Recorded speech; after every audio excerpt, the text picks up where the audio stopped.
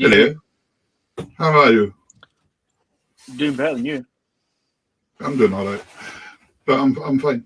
Good evening, ladies and gentlemen out there. This is Tartan Tunes, your weekly fix of traditional music and Scottish music and all things traditional all things music. Yeah, absolutely.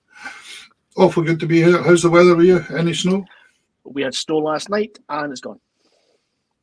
Oh, it's been thawing here this afternoon, so we only have about 3 inches now. So, but I think it's going to freeze tonight, and it says snow showers in the north again. So who knows? Who knows?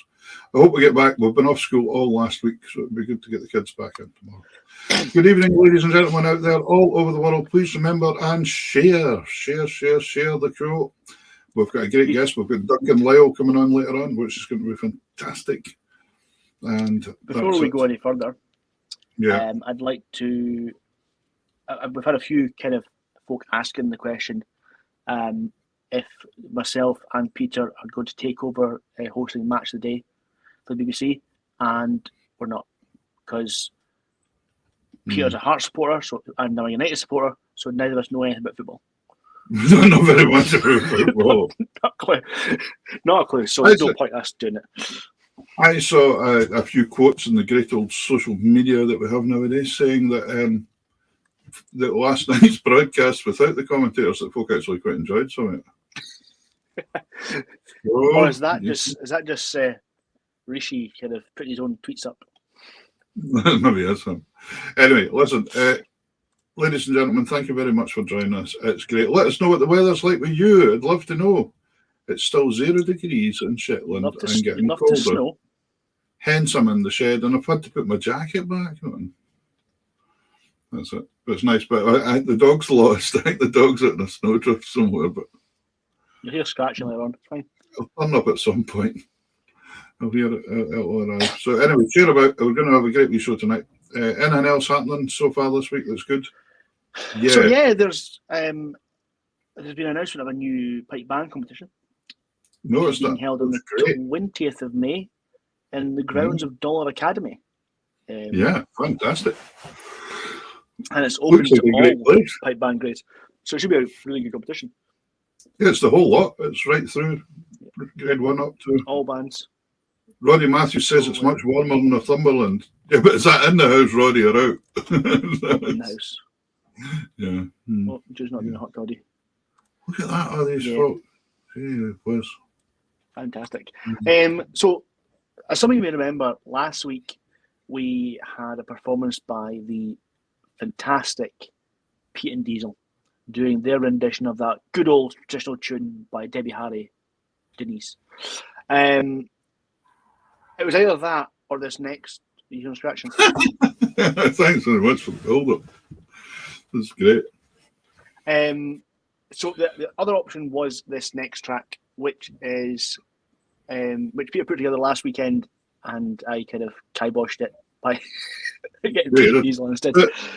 But this is actually before the snow came, and I was heading up to Ernst to do the podcast for the spaceport for the spaceport, and the box was in the back, and I said to Karen, "Here, film me." So I managed to get one set done because it was pretty cold. So the first tune's Over the Sea. I thought that was a bit apt. And the second one's an Irish jig called Bobby Dunlop's Jig. And the last one's a tune I wrote myself called The Joe Carriageway to Malig. It's a wee bit sarcasm there. I don't know if you've ever been to Malig. Is that in book 1? Is it in a book yet? I'm not sure if it's in a book, that one. Maybe it is. It is. But that was one day when I got stuck behind a fish lorry heading up to Malig to do a gig, and it was taking a wee while on the Joe Carriageway to Malig.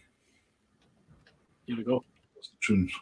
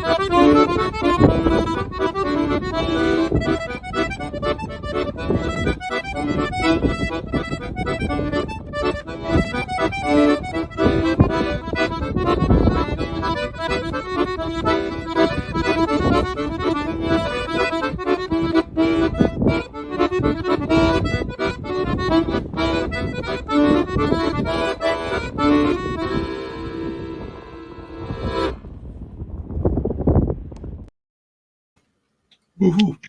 Did you see my audience there in the background? Yes. Two of them. Two big seals come up for a look, and Karen was more interested in filming them than me. So that was good. So, what's the difference between you and a great big seal? Go on. You in a jacket. No. I see Dave Cormack there joining us tonight. That's brilliant. Dave's been helping me out over the last couple of days. I've always wanted one of these digital accordions because I wanted to see what I can do in the studio with it. So I took the plunge and bought one. So can you? Yeah. Sort of. Yeah. So was there a zero missing, was there? Possibly. But it was, but it's very nice. I'm looking forward to playing about with it, seeing the things that it can do. It's a Roland accordion, so it might be interesting. We'll see what happens. Now, our guest this evening. Yep. Is probably. That's why we're here after all, because we present a show as well. We do, yeah. It's not just us talking. No, folk wouldn't join up if it was just us. No, that's like Match of the Day again. There's Big Rab joining us for Ireland as well, the Big Rab show. Yes, so tonight's guest is a bass player. And I don't mean a bass drum, because we don't talk about we know that. A bass player, a double bass player, and producer, as well as other instruments. And according to the website, I don't think we've ever had a combination of that one yet. No. And according to his website, he has played on over 80 albums. Wow. I hope he got paid for them all. Probably. Unless the tax man's asking, no, he didn't pay it all. No, you've done it all for nothing. So Let's bring on the fantastic Duncan Lyall. Hello. Hi. Good evening. How Welcome. you doing, Duncan? I need to update the website. It's Oh. I think it's over 100 now. There we go. Over It 100. was. So yeah, racking them up. Yeah, no, it's great. It's great. Keep busy. All those gold discs. Aye, exactly. Well, yeah. I don't think anything's reached any kind of precious metal yet. But I remember one night in the past we had Mick Foster on, the accordion player with Foster and Alan, the Irish duo, and his whole wall was covered in gold discs at the back. Yeah. I might get a few just to put up behind me, just so that anytime I'm doing this, it looks like I've, done something that sold a few copies.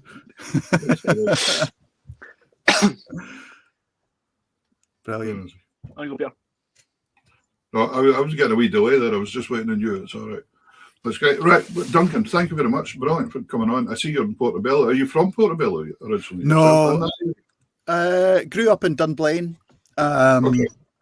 And then I was in Glasgow for 20 years. Went there to study and got immersed in the music scene there. And I was there 20 years. About 4 years ago, me and my partner, Laurie Watson, we moved out here to Portobello. Laurie started working at Edinburgh University. So we moved over east and we've been here ever since. But I like it here. It's nice. So the music scene in Dunblane that got you into it, what got you into the music scene in that area then? Was there... Well, my dad's an accordion player himself, and guitarist and singer as well. And he started up the folk club in Dunblane when we moved there, or shortly after we moved there. He started up a little folk club there. So I started getting, immersed in the folk scene through going to the folk club and having parties around at our house. One of my kind of fondest memories from when I was really wee was my dad's 40th birthday party when I was 6 years old, and the house was just full of musicians. There was sessions happening in the front and the back. It was like different sessions happening around, and I just didn't want to go to sleep, so I just sat on the stairs just listening to all the music. So I got kind of immersed in music just through being exposed to that much, and then just like, I don't know, any kid at school just starting, seeing the attraction of like playing guitar in a rock band, and took up the bass guitar. Well, took up the double bass first, and then the bass guitar, and just got really kind of stuck into the music scene in the area, in Dunblane and the sort of Stirlingshire kind of area. It's funny when you're talking about that and being a bass player. A friend of mine, Alistair MacLeod, his father was Bobby MacLeod, the accordionist for Mull, and they had the Missionist pub. And Alistair, of course, is a bass player as well. Yeah. And I remember Alistair saying a very similar story to what you were saying. Oh, this tunes were going on in the pub and his dad, and they were all playing and that. But he always got sent to bed. And he said he used to sit upstairs listening. And what he could hear was the bass, and he still to this day thinks that's why he ended up playing the bass, because that's what you can hear from upstairs. Yeah, that's what you could hear, and so it's quite interesting. But but there's definitely something to be for it, isn't there? If you're growing up with music like that round about you, you're just going to immerse it in it. You're going to pick stuff up, You're either going to love it or hate it. That's the one. Well, that's it. So the bass playing started at school then, or something, with the double bass. It's music kind of started. I started getting piano lessons when I was really wee, because I've got an older sister. She's 3 years older than me, and she'd started piano lessons, and again, I would just sit and listen. So I'd be sat at the door as she was getting a lesson, hearing what she was playing. And then I would go into the piano afterwards and try and work out like the notes that I'd been hearing, and that's when I was about 5 or 6 as well. And I think my folks just thought, he's obviously wanting to play the piano. So I started kind of piano lessons when I was pretty wee, because they kind of thought, well, let's make sure he doesn't learn bad technique, and start him on the lessons when he's young. So I started out playing piano at first, and through primary school, I got piano lessons right the way up until I left for uni. But through school, I tried a couple of other instruments. I tried the violin lessons for a bit, fiddle lessons for a bit. That didn't work for me. Tried clarinet. I sat on the clarinet when it was on my bed, and I think my teacher never really forgave me for that, so we never got on. So that didn't work out. And then when I started high school, there was an opportunity to take up double bass lessons, and I actually wasn't sure what a double bass was. I thought it was a big bassoon or something like that, and I was like, well, I'll give it a shot, thinking, let's see what this is. And I was like, all right, that's what it is. Yeah, I like that instrument. That's cool. So I started getting double bass lessons when I was in kind of first year at high school, and just really got on great with my teacher, and really took to. I at the time had been learning a bit of kind of jazz and blues piano. I'd been starting getting into kind of blues piano, so double bass was kind of a cool instrument in my head because it was like involved with blues and all of that. So I really enjoyed my double bass lessons, and it wasn't long before I sort of picked up a bass guitar and thought, I can sort of turn it on its side and apply some of the same sort of logic to it. It's amazing the way there is just nothing beats the sound of a string bass when you get a good string bass player. It's just there, and the whole thing just happens. When you've got one in a band, it just makes all the difference in the world. It's unbelievable. I've been lucky enough to play with a double bass player in some of the sessions I go to, and I don't know. Have you ever been to the Fisherman's Tavern, Duncan, in Broughty Ferry? I've not. No. So I think the ceiling's about 5'10", with 6'4" ceiling. Right. Okay. So the guy that was playing double bass, playing a 3/4 double bass, with completely down, so it just fits in and no more. Just fits in. Aye. But the projection and the sound from the double bass in a session is fantastic. I love playing double bass in a session. It's I don't know. There's something about that kind of that setting where it's all acoustic, and everyone's listening to the music acoustically, and I enjoy playing double bass on stage and everything. But there's nothing beats just being in a room and everyone's just hearing the sound of it acoustically. It's a pretty special thing. Well, am I wrong in saying that do most people play a 3/4 size double bass? I think. From my understanding of it, full size double basses, you only really find them in orchestras, in big orchestras. They must be incredibly massive. Yeah, they're fair. I've never actually properly played one. I've seen them, but I've never really played one. It's always 3/4 or sort of there or thereabouts. Which I think. I think the sound of like a full size double bass wouldn't translate as well. There's a deeper sound to it, but I think I don't think you get the same sort of punch, the same projection. From my understanding, anyway. I'm not so bulky to carry around. That's right. That's fine. I remember once when I was only 16 or something, going into Queen Margaret Drive to the BBC to do a session. And the orchestra had been in, and the double basses were lying in flight cases ready to go somewhere else. And you can imagine the size of these things. Double flight cases. And I thought, my God, no wonder they needed Arctics to go about with the place. It was just a mess. But I wouldn't have liked to fly with one, that's for sure. No. I've not done it often. I have been stranded in an airport before because everyone else in the band got on the plane, but they wouldn't let my double bass on because it was a really wee plane, and they were like, we actually won't get the case. It was in a kind of big flight case. We won't get the case in through the loading door. So you're going to have to wait until the next flight tomorrow. So I ended up sleeping in an airport. That was the end of that. Never flying with a double bass ever again. Not the whole thing anyway. So on that basis, when you do need to do a gig with double bass abroad, do you hire one at the other end? Yeah, or you have them hire. Quite often, I'll spec a double bass. So if it's a bigger festival or whatever, then usually that's fine. But if you're doing like a little tour, that can become harder to get hold of a bass for a whole kind of tour. So when I'm doing that, I've got like an electric upright, which is just like a stick bass, they call it. It's just the neck, and there's no body. It's just like it's just a tiny little kind of solid body, and that.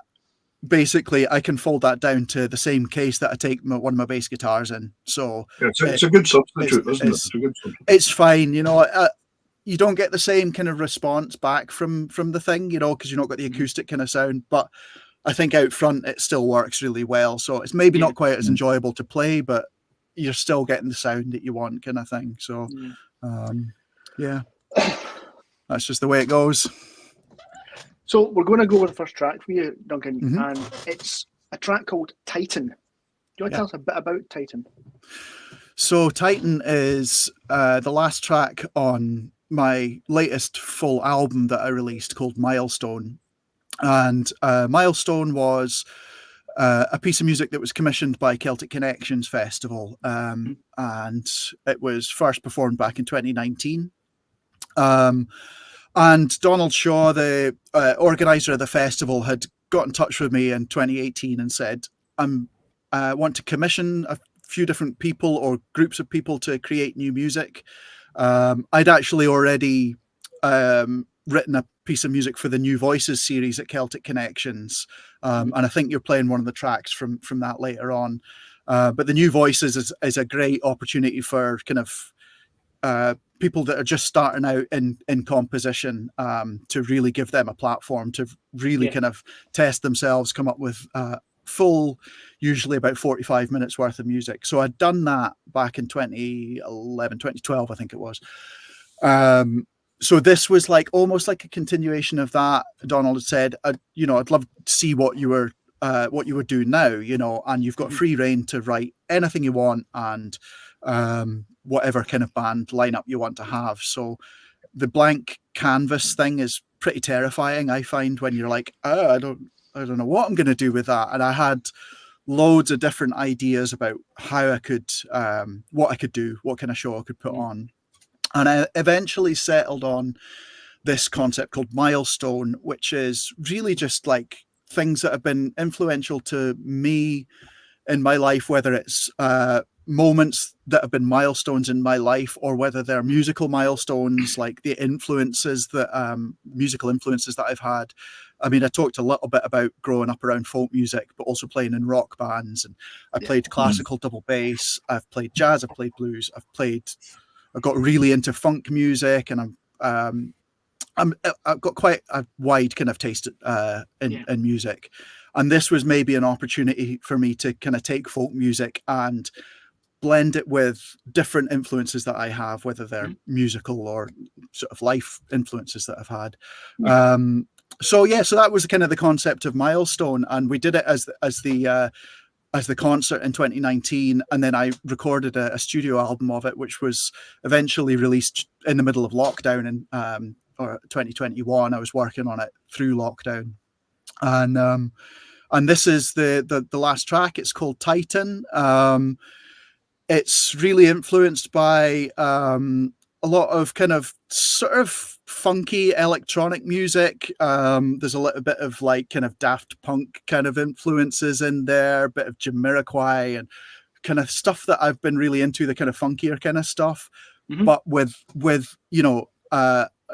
tunes that I've written, but it's all kind of influenced by trad music, all Scottish trad music. So on the track we've got Jarlath Henderson playing uilleann pipes, got Patsy Reed and Laurie Watson playing fiddles, and they're the kind of the focus of the music. But then the rest of the band, which was Stuart Brown on drums, Angus Lyon on keyboards, and Chaz McKenzie on guitar, and then myself on synthesizers, are kind of bringing in a lot of the other kind of influences and other sounds. So this is Titan. Right. Oh, yeah. Here we go.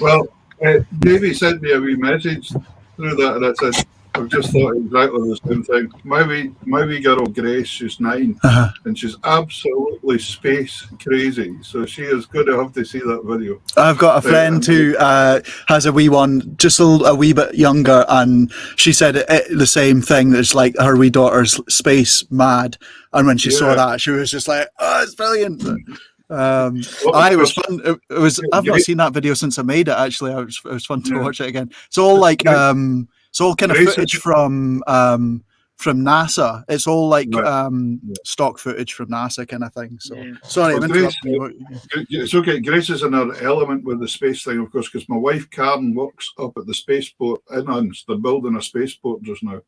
That's right. The next island up. So my wife Karen works there, and they're hoping for the first vertical launch later on in the summer. Actually, they're going to get one. That's amazing. That's so exciting.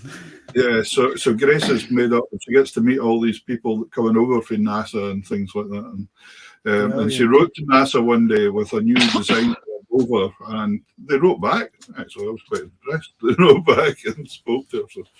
So it's really good. So she's all into that. So, but anyway, Bartlett, how do you go about your canvas, as you said before? Then, how do you go about writing a piece like that?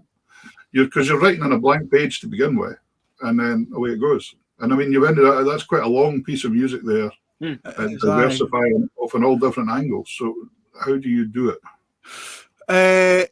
Usually, for something like that, it's about obviously the main thing is like the tune, and actually I think when I first started writing to that thing, I think the first thing that I came up with was I quite often come up with like a chord sequence to write a melody over. I know a lot of tune players that or tune composers that don't like that restrictive kind of thing, but I, being a bass player and an accompanist, like I think about music from, it was said to me, I think about music from the bottom up rather than the top down.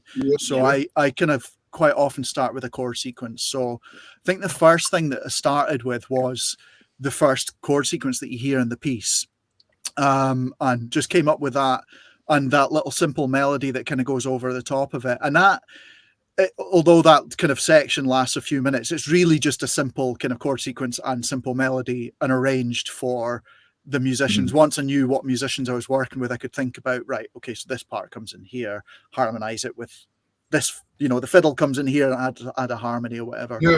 But then the rest of it, I think I spent a bit of time just trying to write the bulk of the main tune. And then it's kind of like all the building blocks are in the tune.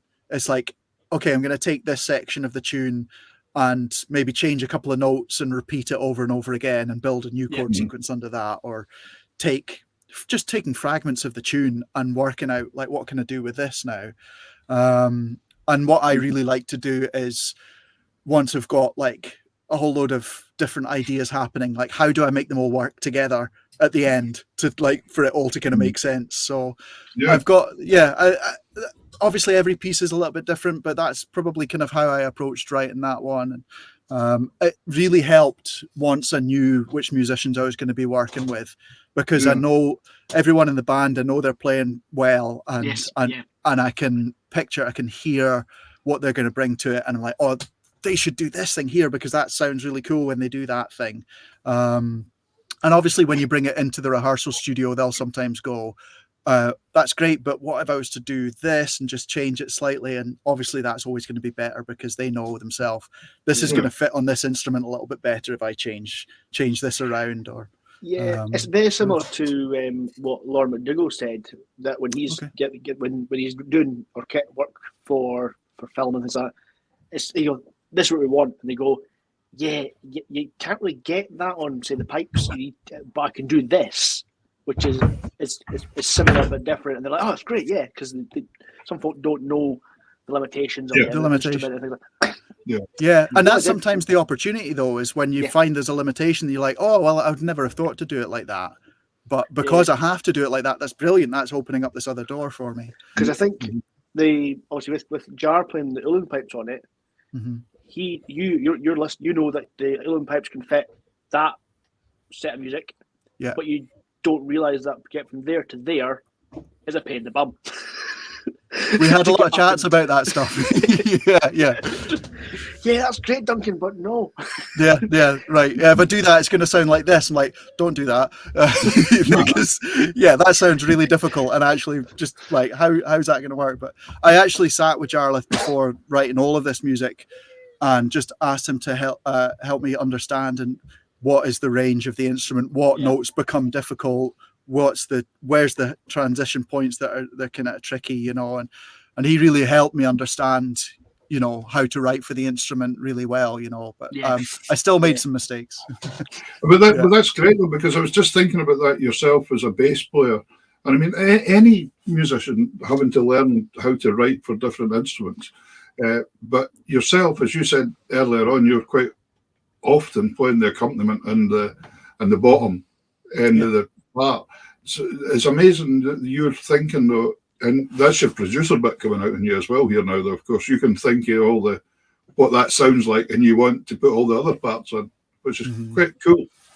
I have a theory that because I know quite a few bass players that are really great at working with, writing for other instruments or producers or whatever. I have a theory that bass players have a bit more time to think about what else is happening on stage when they're playing less notes. You're holding a D for a bar, you can really listen to everything else that's happening in that bar, and then, well, I'm going to play a C now, So I think, I don't know, maybe there's something in that. We're listening. Do you find that being an accompanist rather than a melody player by kind of grace, do you feel that's a big help producing, because you're not necessarily thinking about what the melody needs to be, you're thinking how it's going to work from kind of recording side of things?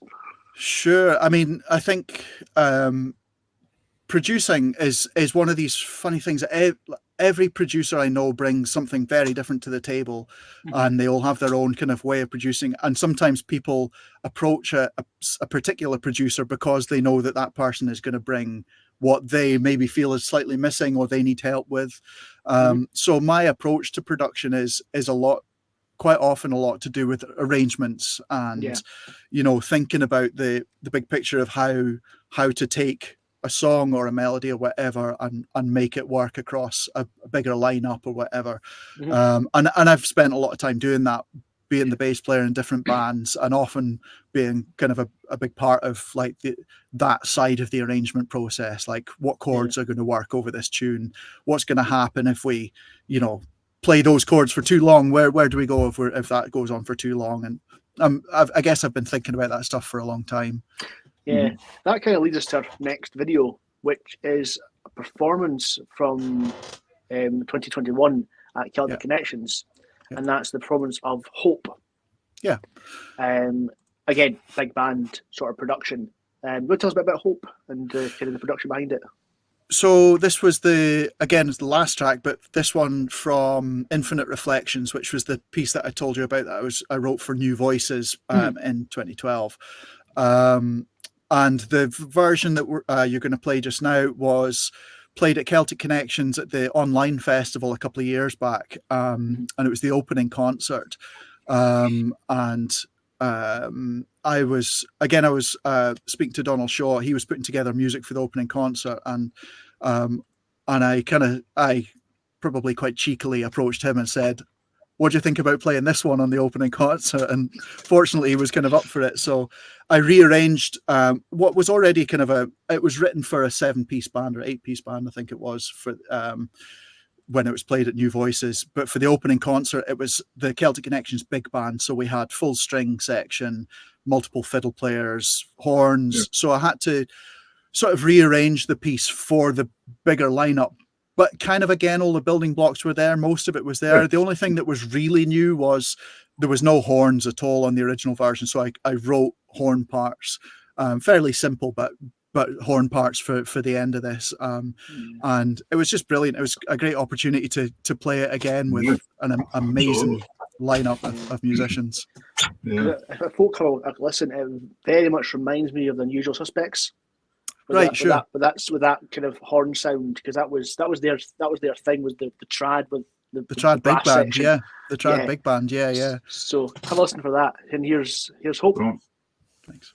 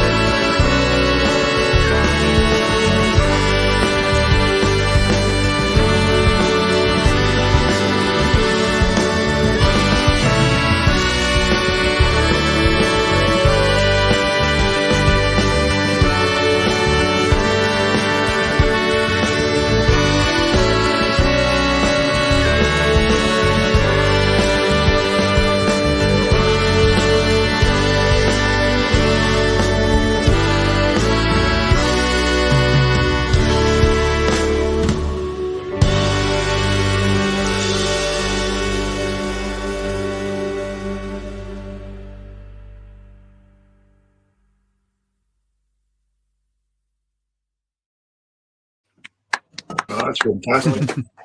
What a sound! What a sound! It's really taken by there's a real enchanting kind of groove going on there, right underneath all that, and it's just sitting, and it makes you just want to move. I mean, it's just wonderful. Yeah, I can't stand still when I'm playing. You'll have seen in that video. Everyone else is like composed, and I'm like the whole way through. But it makes you want to do that though. It's a real nice piece, really nice piece. I love the groove that was just sitting really nice below it, and you can, as being the bass player, you're sitting on that there, aren't you? I mean, drums and bass, holding that together there, making that move. You know? Yeah. Also, it's a fantastic drummer and that was playing, Alan Kosker. I studied with Alan, so we're kind of like musical brothers a little bit. We've done loads together, and it's always a really kind of important connection, the bass player and the drummer for me, and playing with Alan's always an absolute delight. Yeah. I did notice that both yourself and Ross were to the same hairdresser that day. I had that cut first.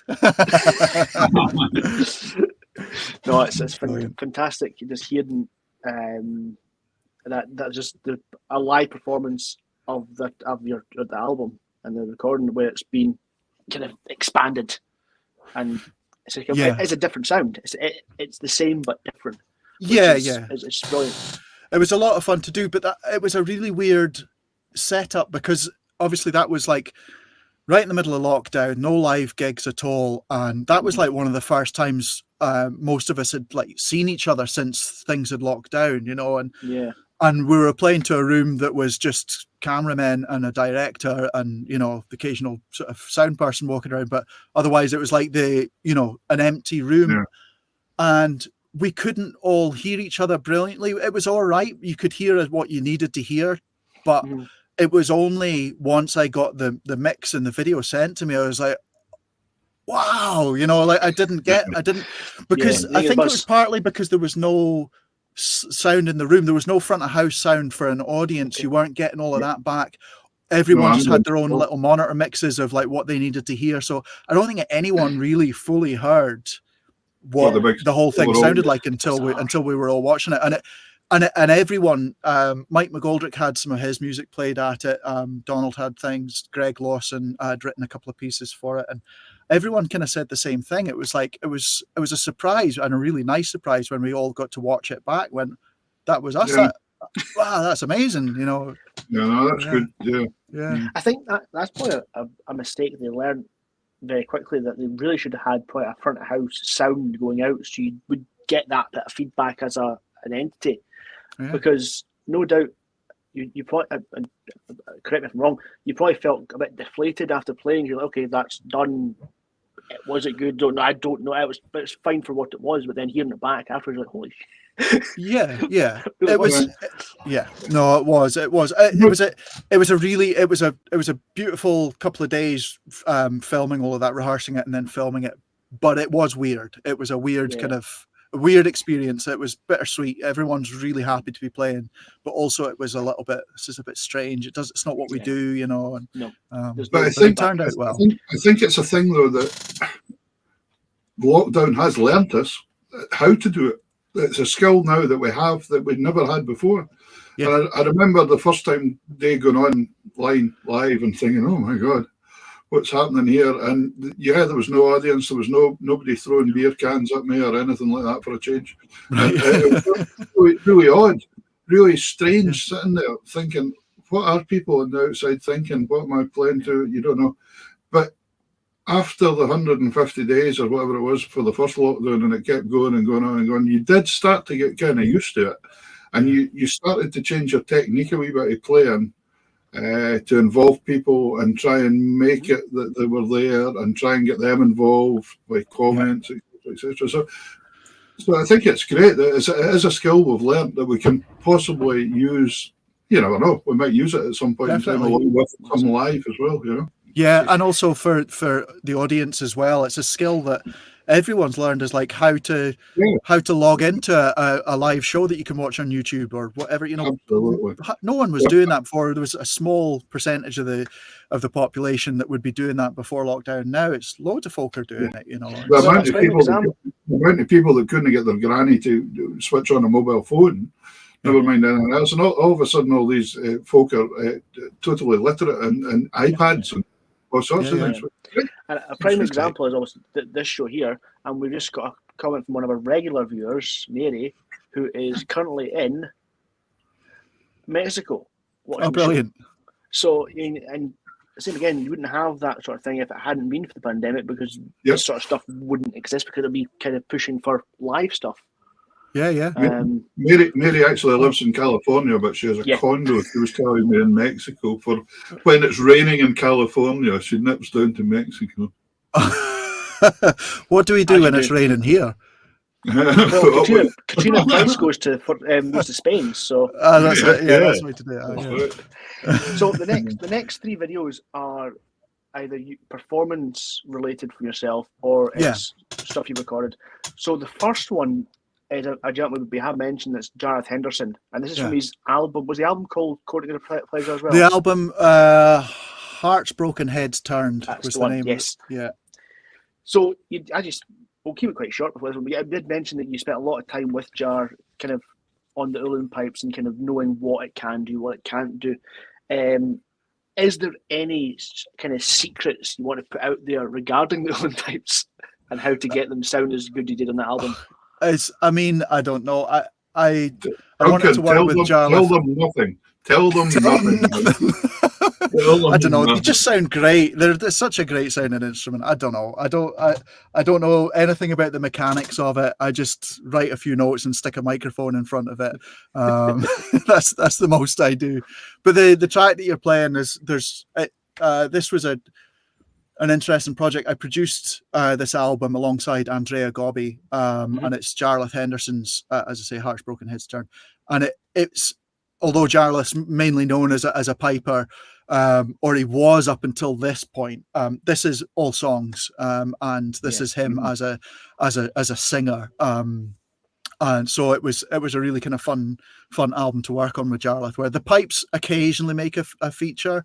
One thing that you will hear in this track, which is really cool, is we sampled lots of sounds from the pipes, like the sounds of him pressing down on his regulators or blowing air into the bags, whatever, and sampled them and turned them into drum samples.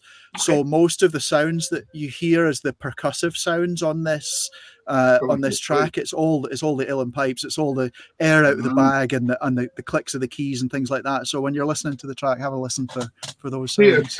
If technology had been about in the days that you sat in your clarinet, you could have sampled it. I should have done that. There's a piece of work in that. And for those that don't know Jar Henderson, he's actually a doctor as well, and spent most of, I think, if not all of the pandemic working on the front line. So those that were clapping on a Thursday, you're clapping for him. So let's clap again at this track. Brilliant. Yeah.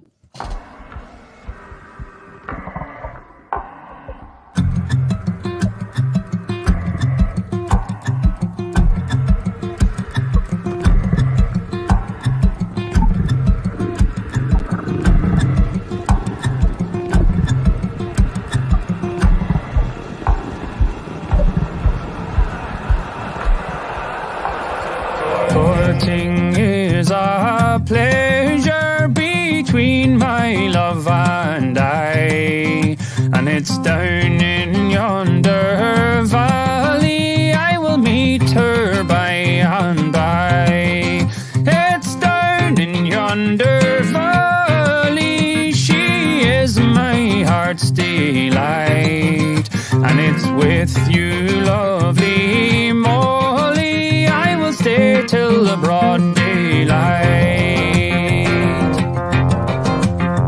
Going to church on Sunday, my love, she passed me by, and I knew her mind was altered by the roving of her eye. I knew her mind was altered by a lad of high degree. Oh, Molly, lovely Molly, your looks have wounded me.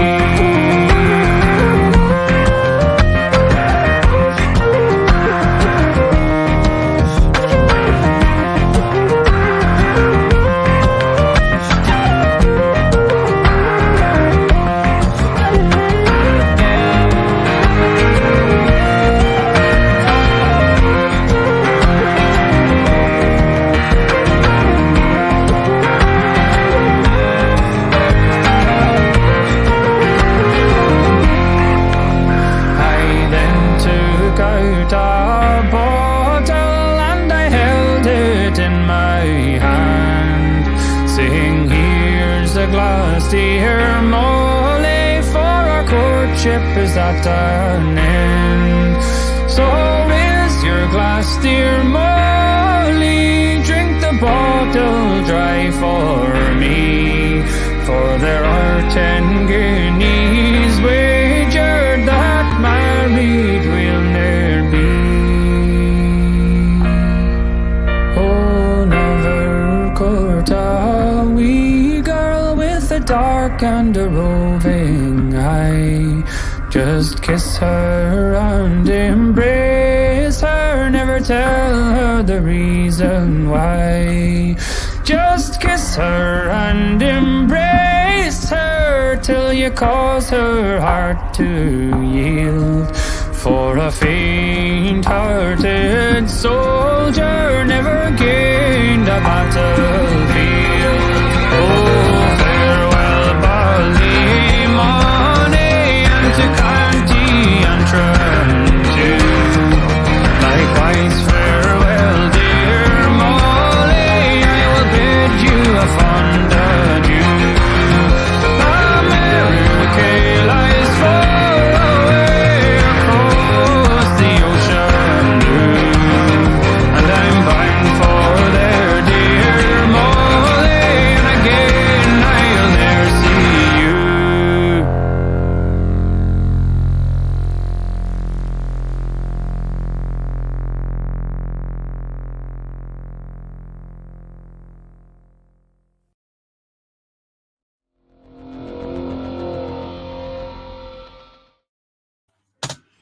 No, that's fantastic. That's great. I don't know how you start doing arrangements or stuff like that when you take.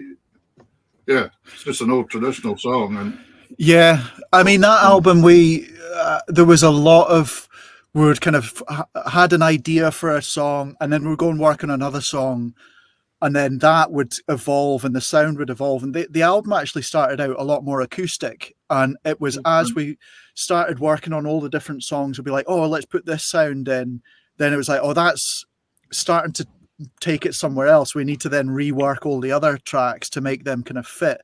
So a lot of the kind of really kind of more electronic kind of sounds were not really there in the original versions of our arrangements, and everything just sort of evolved. So these things don't happen really quickly. It's a kind of, I think that album was a couple of years on and off, working on that album.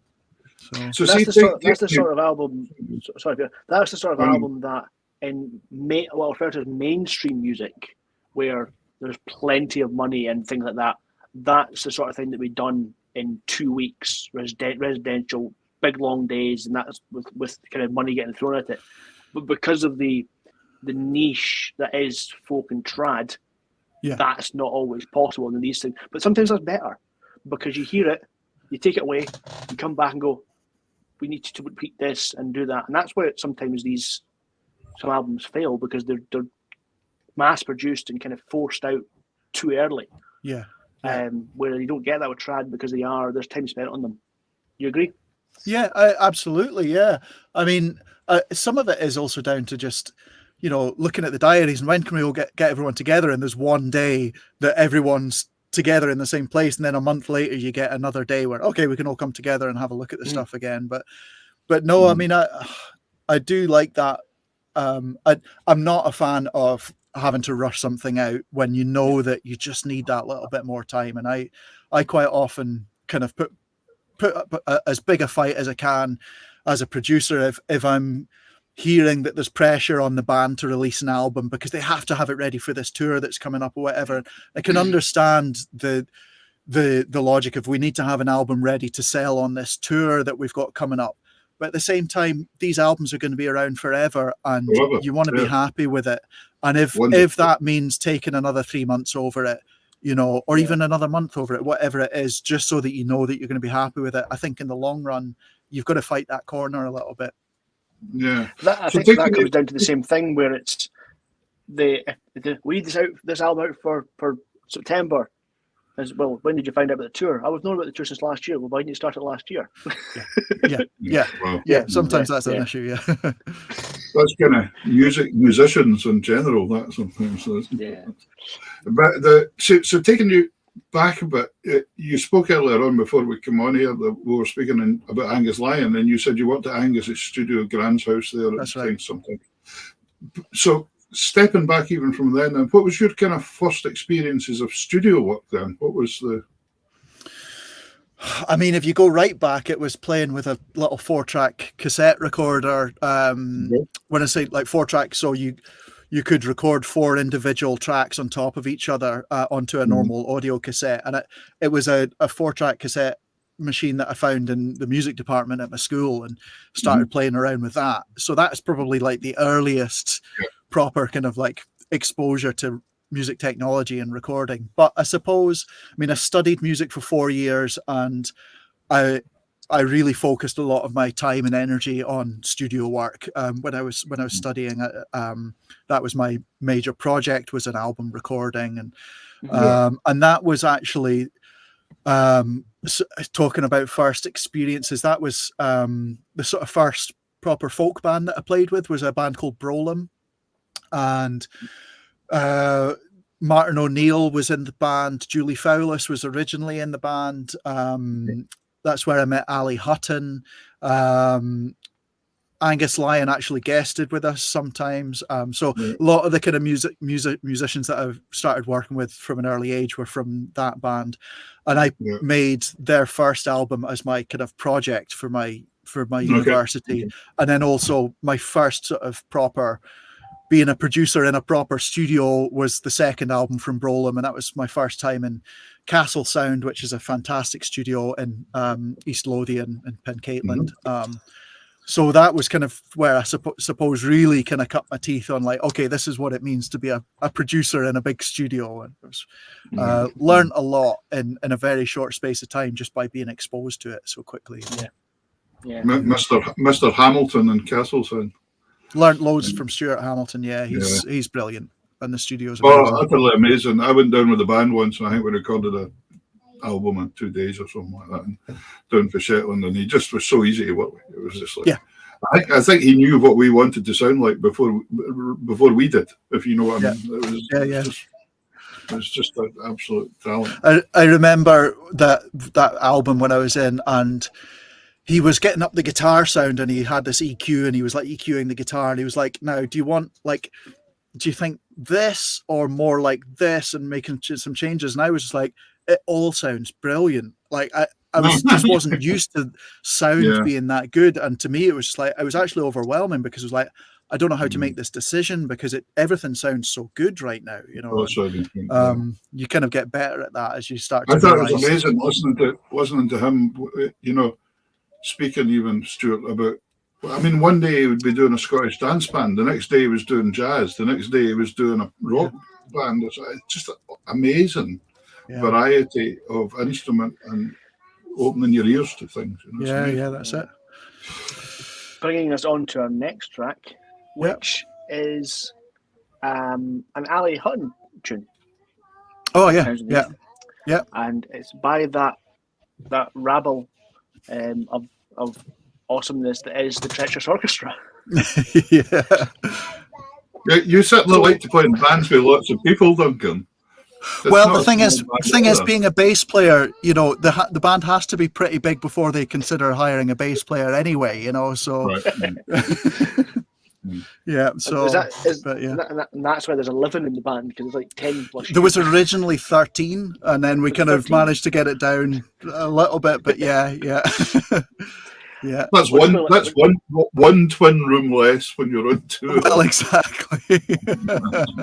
And they were making it harder for themselves for the last gig, weren't you? You had Jen Butterworth as well, so it's kind of a room to ourselves.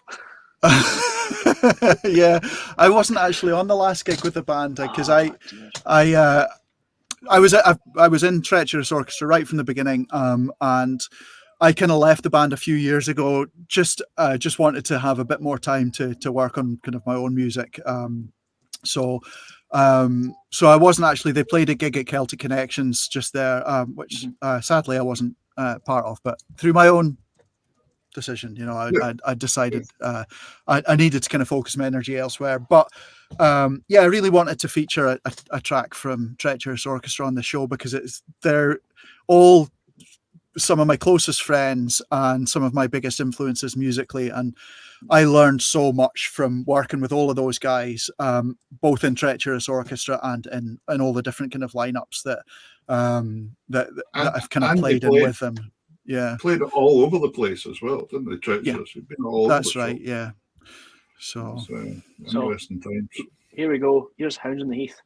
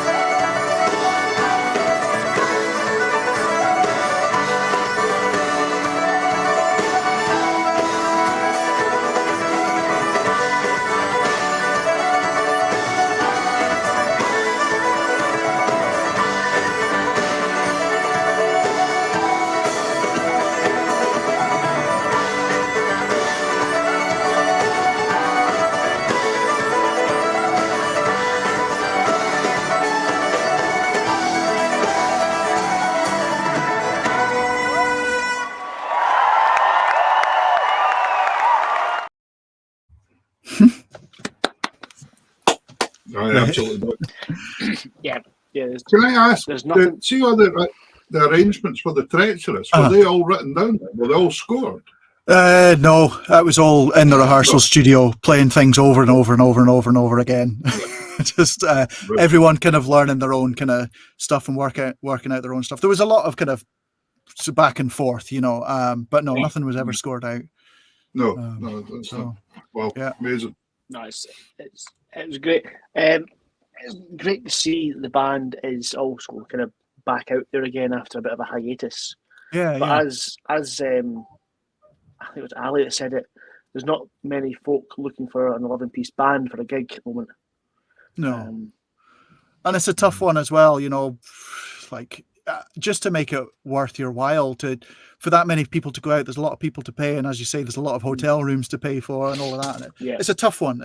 And it's easier when you're a bit younger to go and do a run of gigs where you're not making that much money, but everyone's got but people don't think it. What you were just saying there as well is all that day sitting in the practice studio. You've got to cover the payment over that somewhere as well, and it's just. There was a lot of time put in for nothing, Yeah. But we loved it, and certainly, the first few years of the band were so kind of formative for so many of us as well. There you go, the first EP. That was the very first ever EP that we made. Fan. That's it. Brilliant. Maybe it's amazing the things he produces out his just a draw. 2009 that was. That's how long ago that was. Brilliant. We're going to jump straight ahead to the next track because we're a bit short on time this evening. Sure. And this is probably more up to date stuff. This is you playing with your bandmate Kate Rusby. Yeah, because that is kind of your main kind of performing thing now is playing with Kate's band. Is that correct? It is, yeah. In terms of I'm out on the road. It probably works out the best part of 3 months of the year with Kate. We do spring tour, summer festivals, autumn tour, winter tour. So I spend quite a bit of time with Kate, and I've been playing with her for 12, 13 years now. So good while. Yeah. What size of band's that goes on the road when she goes on the road? The usual band is Kate and her husband Damien, who's on guitar and banjo. There's a current band. We have Sam Kelly, who's also on guitars, Nick Cook on accordion, Josh Clark on drums, and myself on double bass. On this track, it's a lot more kind of keyboard stuff, a lot more kind of Moog and synthesizers on this track. Still fair size of band, though. Still not tiny. Yeah. Yeah. We listen. Yeah.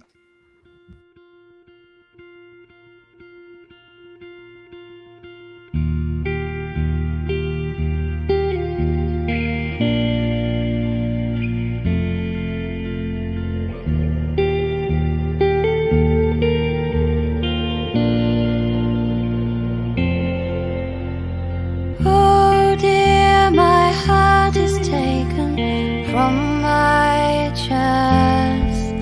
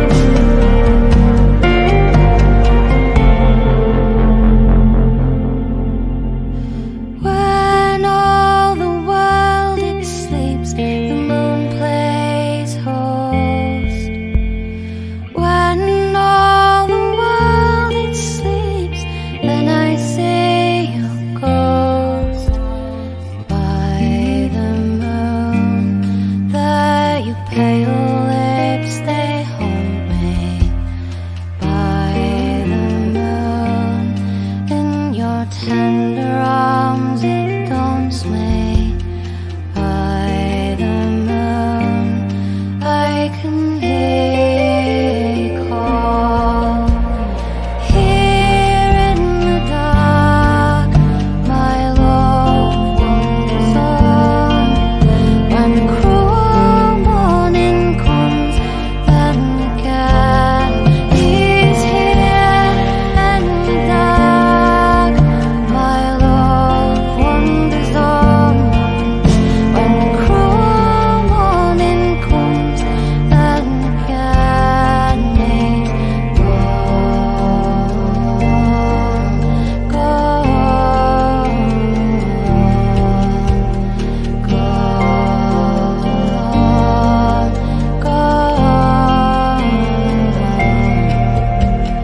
Here in the dark, my love wanders on.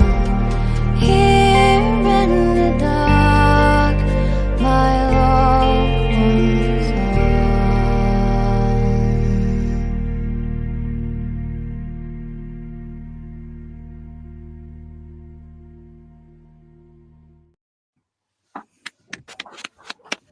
It's just got such a capturing voice, isn't it? It's just, Aye, she does. Aye, you just lose yourself in it. It's aye, just absolutely. amazing.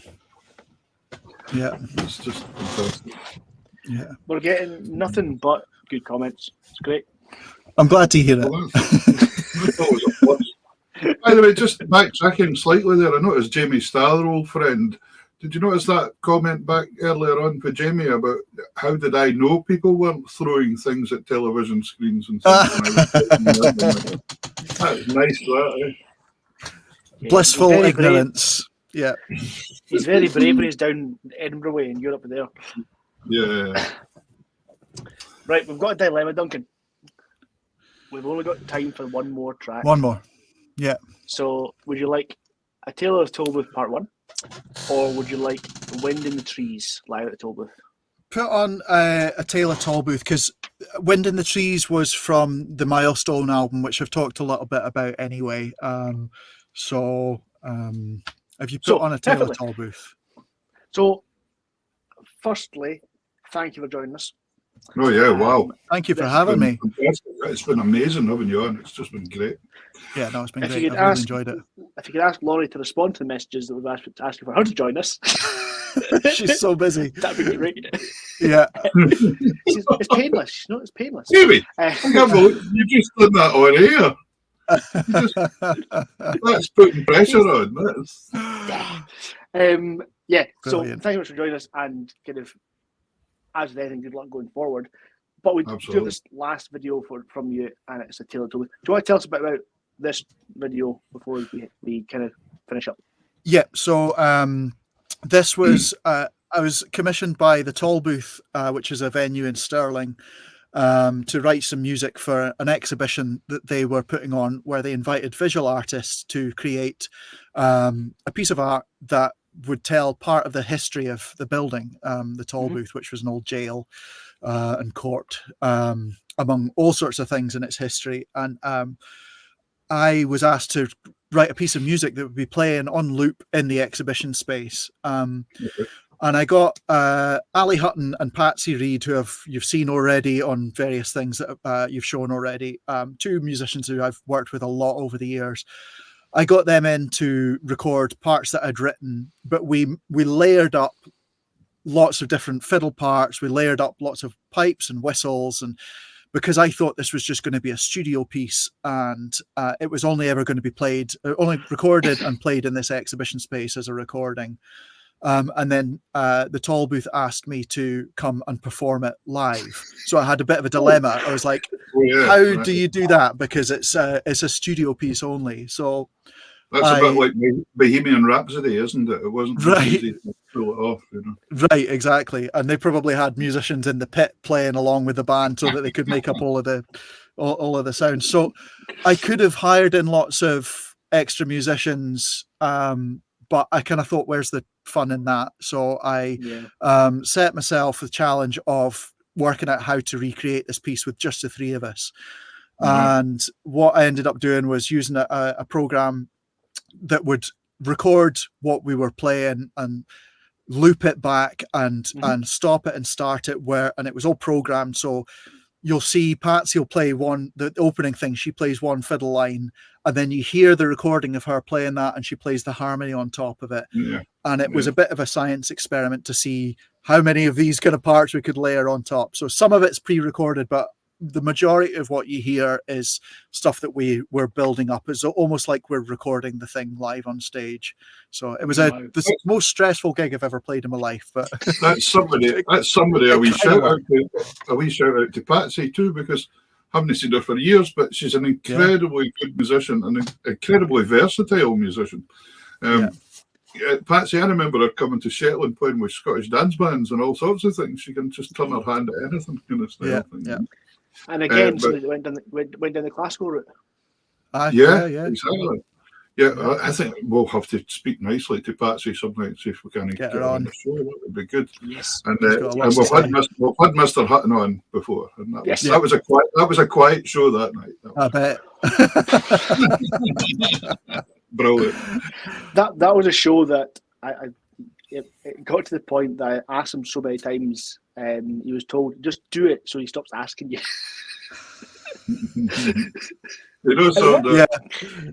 I've got a little video because Derek Marr refurbished my pipes for me, and Ali did a wee set of tunes for me on them. Nice. And then they sent my pipes back to me, and my pipes have never sounded like that ever again, unfortunately. They must have got broken in transit. That must have been it. No, what amazing player. Amazing player. Yeah. Again, Duncan, thanks so much for joining us. Thanks, Duncan. Thanks very much. No worries. Good luck with everything you go forward. And if anyone's interested, they can go to duncanlyall.com and click on albums and all that stuff, be it that's it. buying, that's a great streaming, and you can list the 100 albums that he's on. I'll need to update it, You're going and add a few loads of links to Spotify. Yeah, that's it. That's what I need. It must be getting to nearly the stage that you're forgetting what you've been on sometimes now. When you have to write it down as soon as you do it, otherwise you forget. So here we are. Anyway, thanks. Thank you. And all the best. Thanks, Duncan. Cheers.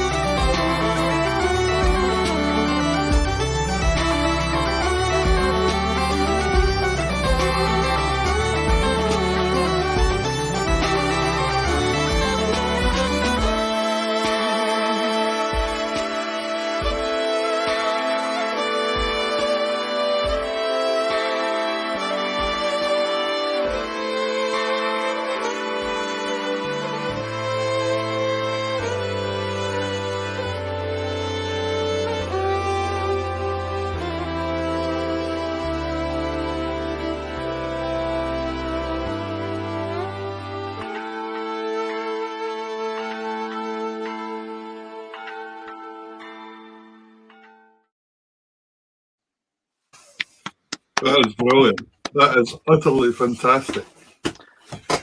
What an arranger, producer that man is. Utterly fantastic. Great. Did you see who one of the comments from? Yeah, I did there. Yeah. Kind of cool, eh? If he'd like to check his messages, I've sent you a message. Would I love think I to saw have a you on the message show. coming- I think I saw a message coming back as well. Oh, did you? Oh, I need to check that. So, yeah, Yes. So no, fantastic. It's great having absolutely Duncan on. brilliant. Thanks, Duncan. Yeah, that was Again, good. he's a producer that I've always loved hearing his Well, work. yeah. Again, as I said to you off camera, Jareth's album, that is a fantastic piece of work, and not what you'd expect from someone who's known as a piper and whistle player. I think you can get that. You can get that album on Spotify and things like that, can't you? You can Apple Music, Spotify, and you can get it direct from Jareth as well. Absolutely. Yeah, I'm going to have to go yeah. get it because I haven't got it. Yeah. So Now that you've told me, I'll have to go and get it and spend some more money. It wouldn't be as much as they're called. No, because you got that very cheap, didn't you, Peter? Oh, I did that very cheap. Somebody was giving it away.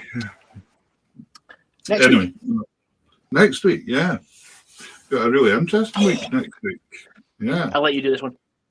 Yeah, well, this is going to be fantastic. As you know, both Davey and I as well are both into pipe bands and things like that and have been over lives. And to get this man on, we've got a drummer coming on next week from the pipe band world, not just a drummer, probably one of the drummers of the pipe band world, from Canada.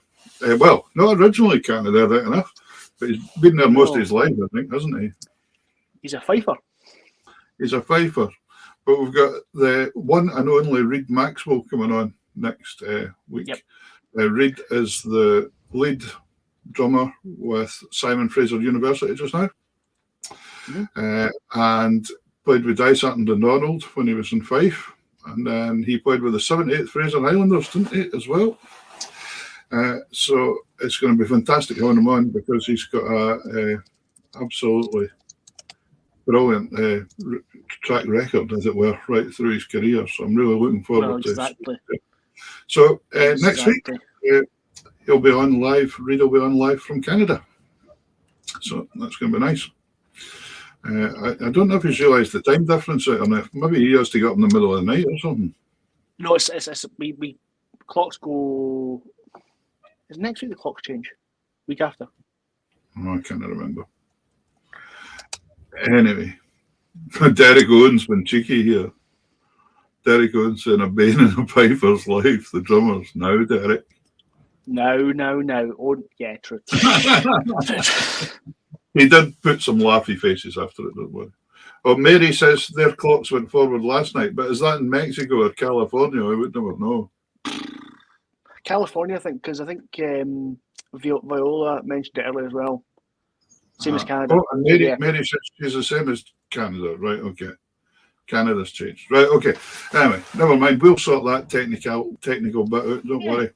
So that's not your problem. That's what our guest is from Simon Fraser University, lead drummer, Reid Maxwell. So those of you that are into pipe bands and pipe band performances, you're in for a treat. I think it's going to be pipe bands. So don't let that put you off. Yeah, no, it'll be great. It'll be good. It'll be a really nice show, and there'll be some great videos, I'm sure. So anyway, my feet are starting to get a bit cold because the wind's blowing in the shed. What a shame. I'm telling you, it's getting cold here again. One of my pals has just sent me a text saying one of the weather forecasts is saying another 24 centimetres of snow or something like that on Wednesday here or something. We've had about enough. I hope it bypasses us and hits somewhere else. What, like Dundee? Yeah, well, the thing is, we're just quite a small group of islands in the middle of nowhere, so it can just miss us sometimes. So. That is very true. Well, when was the last time you had snow like this? Oh, a long time ago. Long time ago. 15, 16 years ago since I've ever seen snow like this. So I don't know what's happening. So global warming. I don't know what's happening. Grace and Angus have probably never seen snow like this. Well, no, I've never seen anything like that, no. Wow. No, Angus getting towed round on his sledge on the back of the quad the other day by Grandad. Was loving it. Yeah. Anyway, right, baby, you take care. I see your little Amy's looking like she's up on her feet nearly. So, yeah. exclusive for you, on the 23rd of April, Yeah. so that's after your holiday, we will have Ron Block on the show. Oh, you just sorted it. He did get back. Yeah, Yes, I thought I saw a sorted. message coming back. There we go. Thank you, Ron. That'll be fantastic. Brilliant musician. Yeah, that'll be really good. Yeah. Thank you, Ron. Anyway, that's going to make me happy this week. I don't think we've actually fixed up a guest on the show while we're doing the show before either. That's another first thing. No, we haven't. No, we haven't. But no, that's fantastic. Brilliant. We will leave you to it, and we'll see you next week for Reed Maxwell. Yep. As they say in the islands, Aikava. Aikava. Cheers, dude.